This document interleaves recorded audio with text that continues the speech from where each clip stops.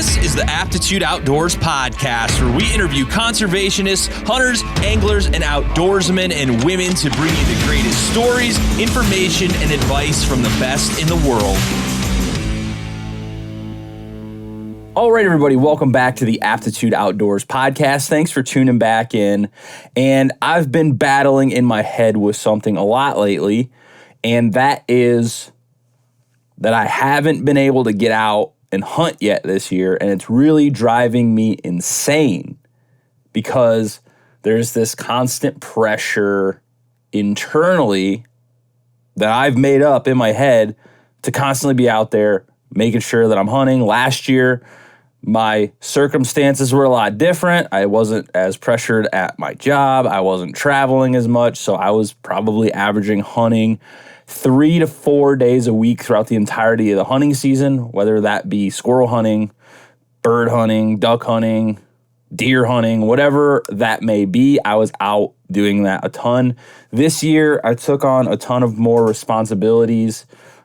Things at work are growing. Things in my personal side of my business stuff is growing. And I'm traveling a lot, doing a lot more film work. And it's all starting to catch up with me now. October's here. The end of October's here. And I am realizing that I haven't even sat out in the deer blind once. And it's really kind of sucks, honestly. And I'm trying to reconcile with that, thinking about it when I'm drinking my coffee in the morning, getting ready for the day. And I don't know, I think social media is one thing that has propelled this idea that, you have to constantly be out grinding. And it's true, if you want to be good, that's 100% true. And last year I was able to do that, and I loved it and I enjoyed it. It's just things change. And I have this guilt for not being able to go out and hunt as much. And so I thought about it. I'm trying to put it into words that make sense so that it could possibly help you. But there's nobody saying that you have to go do this. Like, you're not going to die if you don't get to kill a deer this year or get a few ducks in the freezer or whatever.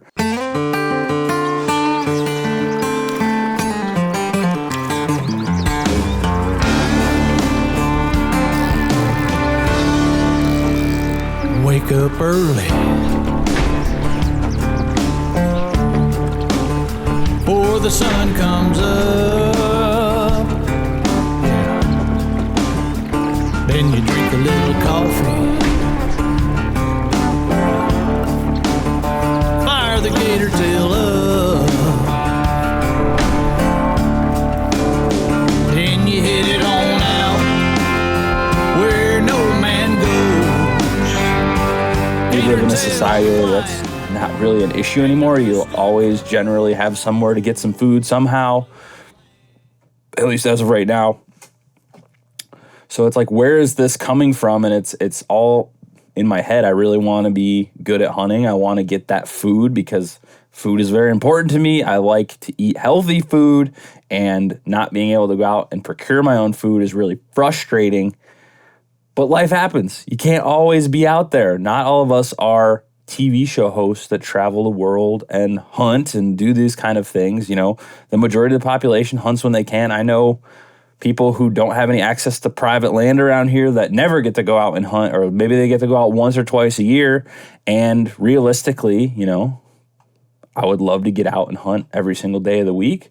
But just right now, there's deadlines and life and things like that happen. So you can't always be out there. And one of the things that I've tried to embrace over this last year, been, fishing a lot. It's a lot more accessible than hunting, to me anyway. Like, you don't have to really gear up. You throw a rod in the car and that's pretty much the end of it. You go out. I've been trying to fish in these gaps at like the end of the day or in the middle of the day, or when I'm traveling, I have a few hours here and there. It's made it so that I can get out a lot more easily. And even that hour, half hour, 15 minutes I can spend outside fishing really helps kind of scratch that itch. And not as easy to do that with hunting, because like with where I'm at deer hunting, I have to walk out there, set up my saddle, get my bow hauled up, put everything together, get all my stuff ready, hanging from the tree. It takes a minute. You can't just run out there real quick. I suppose I could sit on the ground. Maybe that's just an excuse.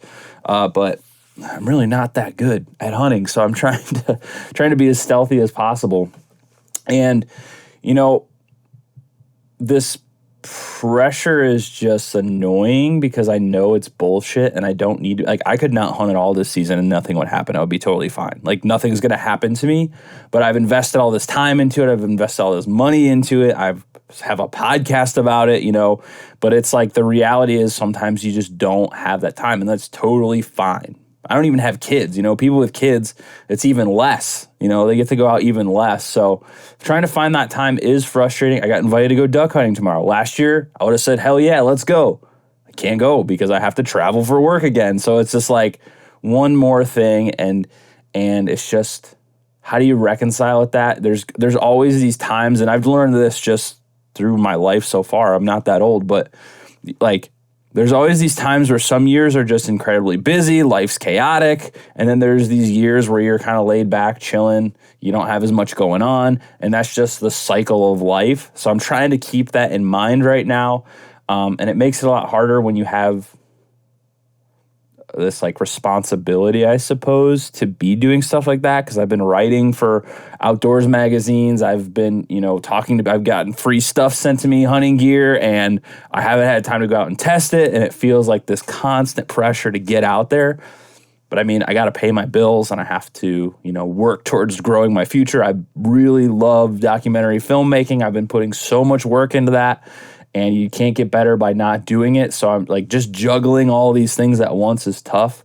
Hey, what's up, everyone? James Appleton here, co-founder of Absolute Aid. Welcome to the Seek to Do More program. This program will help you help yourself by developing the daily habits that will elevate your entire life. Over the next 30 days, you'll complete the doers list every single day. And the doers list includes 1, do something physical. 2, follow and stick to your diet of choice. 3, read a real book. 4, further your education on purpose. 5, dedicate time to your spiritual life. And 6, dedicate time to your hobbies. So if you're ready to take a structured, proven approach to build the daily habits that will allow you to get the most out of yourself, your time, and your life every single day, the Seek to Do More program is your blueprint. So make a choice, commit to yourself, sign up below, and let's get started. But I was listening to a podcast yesterday morning, and it was one of my favorite podcasts. It's the Daily Stoic. I listen to it literally every single day. When I'm drinking my coffee in the morning, that's what I listen to. And Steven Rinella was on there by happenstance. They just happened to be on there. And he was talking about, a lot of people tell him, it's like basically it must be nice that you get to go and hunt for a living. That's your job. And he's like, I always have to correct people because I don't hunt for a living. He's like, I write for a living. I make my living as a writer. I hunt as research for the writing. And obviously now he has the clothing lines and the podcast and the TV show and all that stuff. But he's like, my main thing is writing. So I have to also do that to make money so that I can go do all this other stuff. And that kind of made me feel a little bit better because I'm like, yeah, that makes sense. You can't always be out in the field doing this stuff. That would be awesome. But at the same time, that would basically be like being a human 10,000 years ago. You're always out hunting and trying to make sure your crops don't die. So I don't know. It's a little bit of a trade-off, I suppose, but it's just something I've been thinking about a lot, and I've been using the time where I'm stuck inside because, especially with hunting, it's very much dependent on time. Like, you can't go out and hunt after dark. It's illegal. So by the time I get home from doing what I need to get done for the day, it's already damn near dark, and then I use that time to maybe read up on some deer books or some fishing books, or to kind of think ahead. I'll be in Florida in a couple of weeks, and I want to catch some pompano. I'm just kind of researching that, what I need, what kind of flies I need, getting that gear together, flats, wading boots, and things of that nature. I'm trying to get all this stuff together now so that I'm ready then. So, I will get out and hunt. I plan on hopefully being able to get out and hunt next week because things will be slowing down here for a little bit in the coming weeks, but it's just been very frustrating, and these things take a lot of time to get good at them. Hunting and fishing takes a lot of time in the field, hours in the stand, getting out there, hours with the bow. And right now, unfortunately, kind of had to push a little bit of that to the side. I'm still shooting the bow. I'm still researching, obviously, like I said, but it's like that I haven't been able to sit out there, and it's already the end of October, and it's so frustrating. So anyway, I hope this helps you, because I know a lot of people have to deal with this. It's just part of being alive in society. You go out, you can't do everything you want to do all the time, and it's not that big of a deal. Some years you just don't get to hunt as much. I know people that haven't got to hunt for 5 years because they just have too much going on. I make it a priority to get out there when it's reasonable and when I have time, but I also don't like half-assing stuff, so it's a constant battle in my head. So I hope you guys learned something. I hope this makes you feel a little bit better. And I'll be back soon here with some new episodes. Got some new documentary stuff I'm working on, and really excited to start talking about that and launching those projects. So thanks for listening. I'll be back soon. Hey, thanks for listening to the Aptitude Outdoors podcast. If you're getting anything out of this, if you're learning something, if it's helped you in any way, go down in the link below and buy me a coffee. Throw me $1, throw me $2. We greatly appreciate it. Just using it to keep this ship afloat. So thank you very much.